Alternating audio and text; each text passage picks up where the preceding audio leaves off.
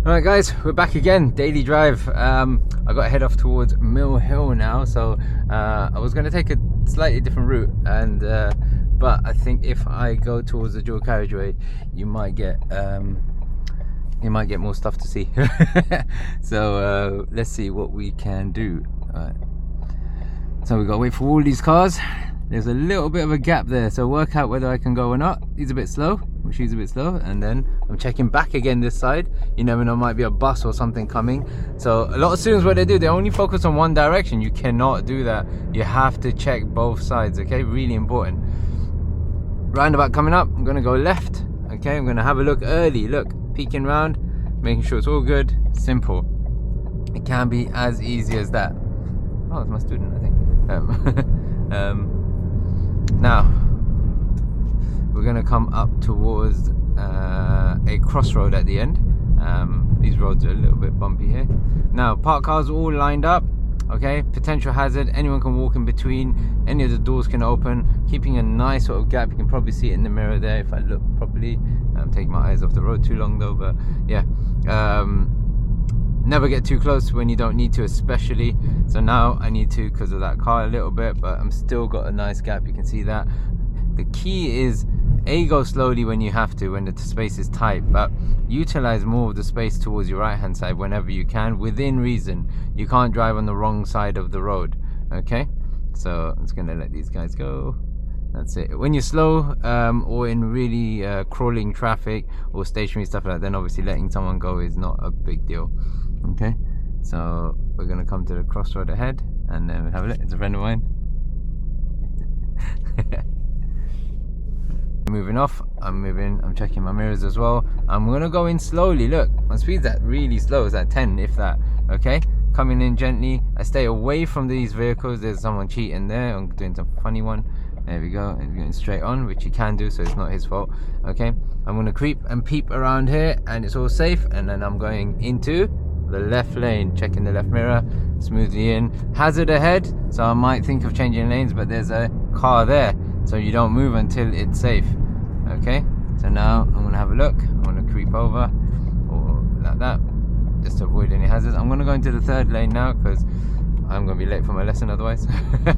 And then we're gonna, all right, now whenever you're in your lanes, keep up with traffic as it's if safe to do so. Now next to the truck is always awkward, so on bends especially, it's hard for them. You don't want to really make it any harder by going right next to them on the bends. So have a look. His tire position was almost on the line there, so I don't really want to risk going too close to him. And when it gets safer, he's in his lane nice. Now I'm not going to get too close now. I'm just going to let him have that opportunity if he needs to, and now it's safe, so I'm going to go a little bit further and then job done. Wow, there is a lot of traffic. Oh, I knew I should have taken the other route. Wow, oh, this is horrible. But this is what happens. Hopefully it will move soon. Traffic causes a lot of frustration, and one thing you got to keep in mind is people will try and suddenly change lanes and stuff like that. So, and if you want to change lanes, that mirror is key. You've got to make sure you're looking there, because what can come through that? Motorbikes, okay? And it's scary if you try and move lanes or change lanes and there's a biker filtering through. I'm sure I mentioned it before, but when I had my motorbike, it was loud, so cars would actually part ways just to make space for you. It was quite nice of them as well. You get the odd few drivers who were a bit annoying and they didn't want to do it, but a lot of drivers were really courteous and they would just part a little bit like that, and I would be able to get through quite easily. But some bikes now and e-bikes and all of this, you can't hear them at all. It's quite scary, so you have to be really vigilant, really on it.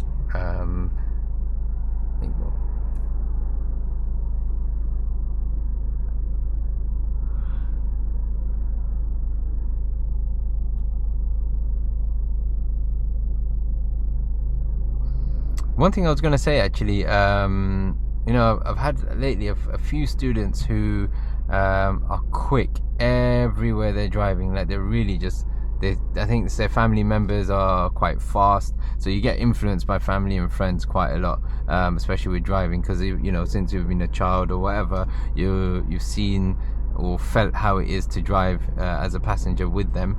And if they are rough, or if they stop close to cars, or if they speed everywhere, it's naturally going to be within the student, because they're just used to it. And so kept telling the student that you've got to calm it down, we've got to go slow, gave him all the spiel about the dangers, the risks, etc., how you need more experience to do all of these sort of things. And it just he wasn't able to change. He enjoyed it too much. I asked him one time, why are you going so fast? There's actually no need. Like, we were going on a dual carriage, and he would foot down on the gas pedal hard to get to the 40 or 50 mile an hour with a really short period of time. And I was like, why are you surging the gas so much? And he was like, no, I won't do it on the test. I was like, it's not possible that you won't do it on the test. Like, generally you're going to have a habit, and if you can't practice that habit during your lessons, you won't be able to do that in your driving test. And I asked him, why are you technically doing it? He was like, well, I just enjoy it, it's just fun. So I was like, you know what, the fun comes when you get your license. When you get your license and you pass your driving test, then you're free. There's no one watching you, there's no one who really is telling you what to do, and it's down to you. You can enjoy your drive. Obviously, if you want to do anything silly and go fast here and there, it's down to you guys. But the main thing is, be sensible during your lessons. Practice what you are gonna do in your test. There's no way you can really turn it all on the test unless you're an experienced driver, but you guys generally aren't. So you have to make sure, if you're not doing your shoulder checks, if you're not doing your mirrors, if you're not approaching junctions calmly and safely, and doing all the checks that are necessary at junctions, how are you going to do that in a driving test when you haven't got the habit of doing it in your lessons? So huge thing. It's so important. I know it sounds like a bit of a rant, but I saw it today, and that student had a driving test, and take a guess what they failed on. They failed on speeding. Now, they did 2 speeding offences. One was very minor and very petty, but it was 32 miles an hour on a 30 road.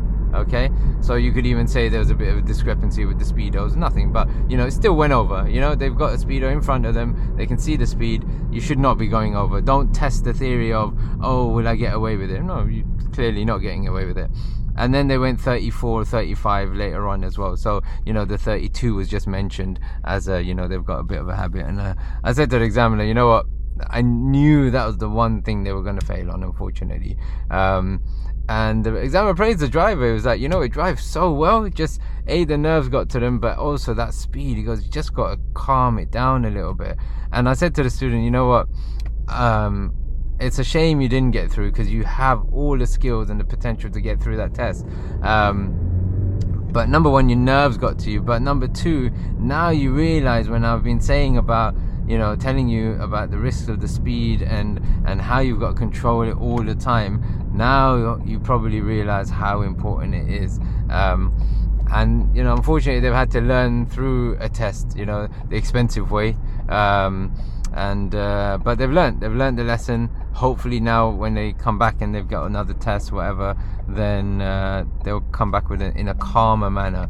But let's see, it's going to be interesting. But yeah, even the student said, you know what, yeah, I learned, I realized, which is a shame. And it's nice. Even the examiner was very, very nice. They were even sort of praising the student about how well they did. The student was very courteous as well. They were a bit surprised at the 32 though, I think, the student. But it was funny, he goes, but it was only 32. The examiner goes, yeah, but the limit's 30. So why test it? Why push that limit? So yeah, just something to keep in mind. Practice what you are gonna do. Okay, if your teacher is constantly telling you, oh, you're not checking your shoulders, or you're not checking your mirrors, fix it up, get it sorted, try and work on it, think about why. Make it as a point that the next few roads you just focus on that one thing.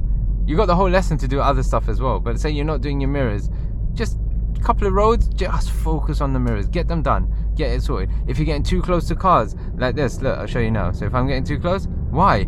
So the students would do that. I'm like, okay, just hold your distance, focus on that for the next few roads, make sure you're able to do it. If you can't, let's work out why. Is it a judgment issue? Is it the fact that you don't you know, you don't understand the risks and the dangers of it? You know, there's multiple reasons why people do it. They might not even realize that they're getting that close. Sometimes it's a judgment factor, you know, same with getting close to parked cars.